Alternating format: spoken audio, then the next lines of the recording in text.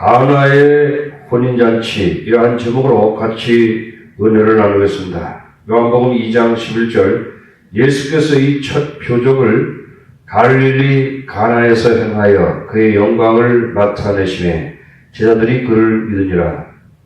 예수님께서 갈릴리 가나의 혼인잔치의 기적을 행하셨습니다.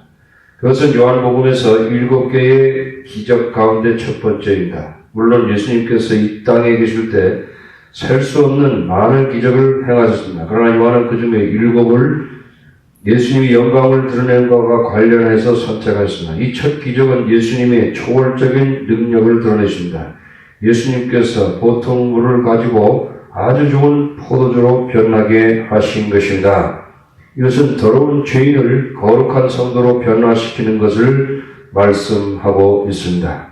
예수님은 참된 기쁨으로 인류를 축복하여 주십니다. 첫째, 마리아의 기도입니다.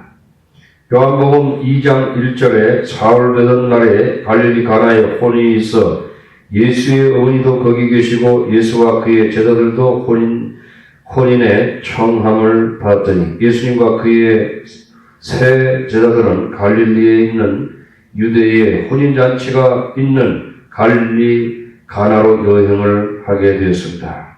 유대 사회에서 결혼은 전 공동체에 의해서 축하를 받는 행사입니다. 남녀노소, 빈부, 귀천 모든 사람들이 와서 결혼을 축하합니다.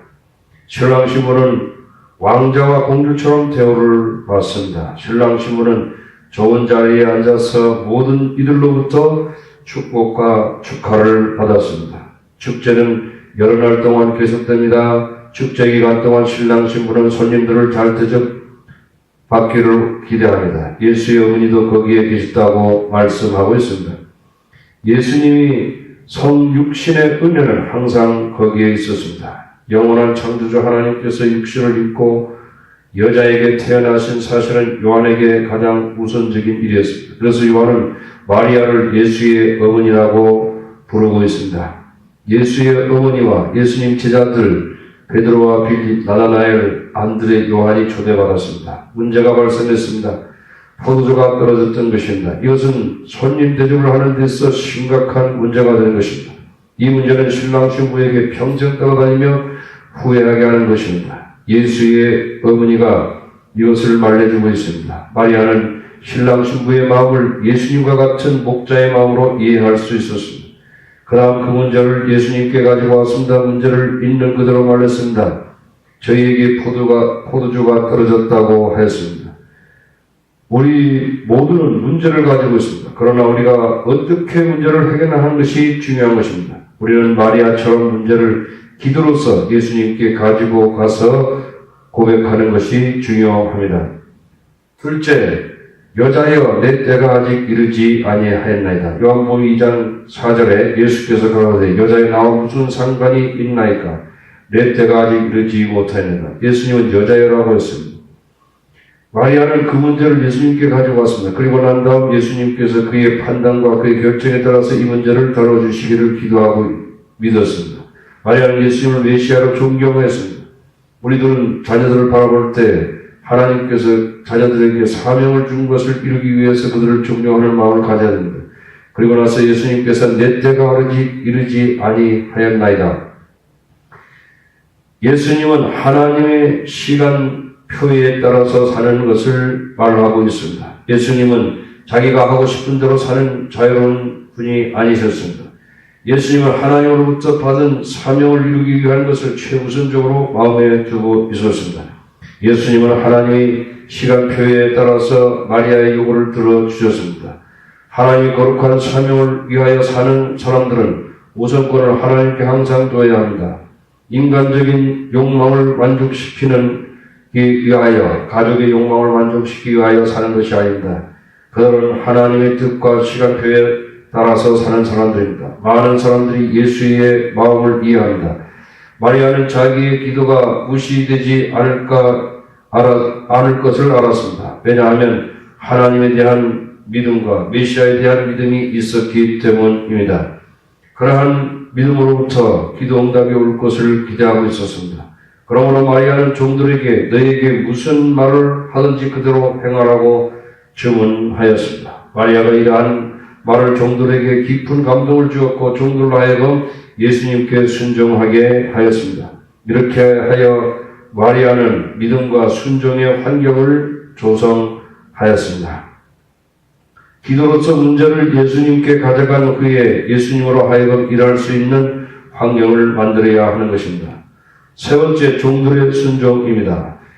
요한복음 2장 6절에 거기 유대인의 결례를 따라 두세 통 드는 돌 항아리 6이 놓였는지라. 그 당시에는 실내 수도시설이 없었습니다. 우물로부터 물을 퍼내야 했고 집 안으로 가져와야 했습니다. 물을 돌 항아리에 저장해야 했습니다.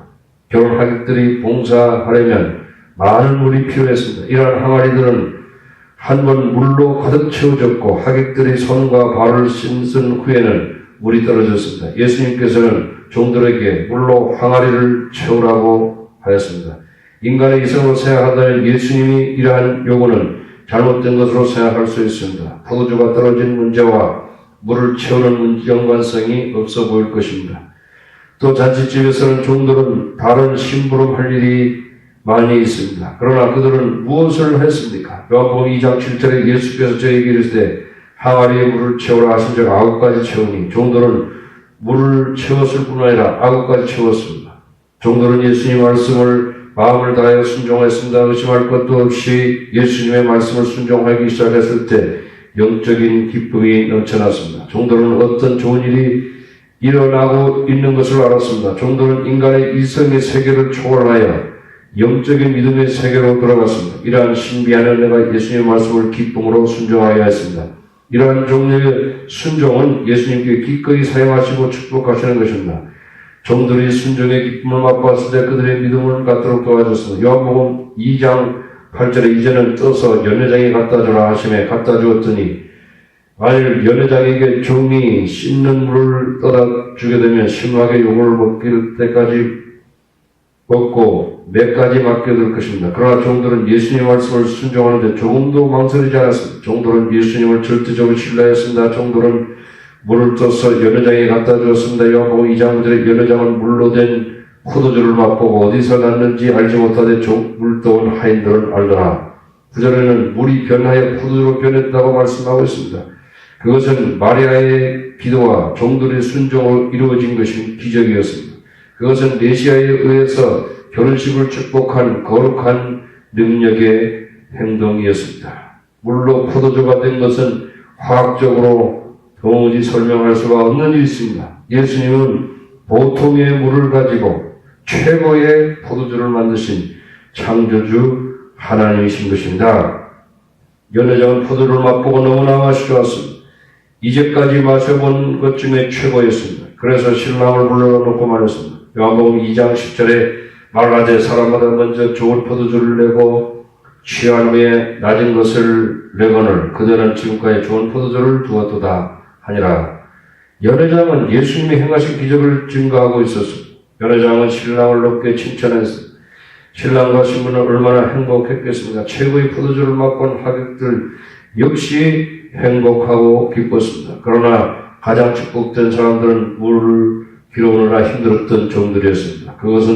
그들은 예수님 안에서 하나님의 능력을 맛보았습니다. 예수님이 계신 곳에는 사람들에게 하늘의 기쁨과 넘치는 축복이 있습니다. 그러나 예수님을 절대적으로 신뢰하고 그의 사역에 참여할 때 축복의 원천이 넘쳐나는 근원을 발견해야 된다. 넷째, 예수님께서는 제자들에게 그의 영광을 보이셨습니다. 요한복음 2장 11절에 예수께서 이 처음 표적을 갈릴리 가나에서 행하여 그 영광을 나타내심에 제자들이 그를 믿으니라. 여기서 우리가 배울 수 있는 것은 예수님께서 기적을 행하신 근본적인 이유를 알 수 있습니다. 그것은 제자들에게 믿음을 심어주기 위한 것입니다. 물론 제자들이 예수님께서 메시아라는 것을 벌써 고백을 하였습니다. 그러나 제자들이 결혼식에서 물로 포도주를 변화하는 것을 보았을 때 예수님께서 이 땅에 오신 목적을 깊고 정확하게 인식하였습니다. 그것은 그의 제자들로 하여금 평범한 주인들을 거룩한 성자로 다른 사람들을 축복할 수 있는 사람으로 변화시키는 것이었습니다. 아멘.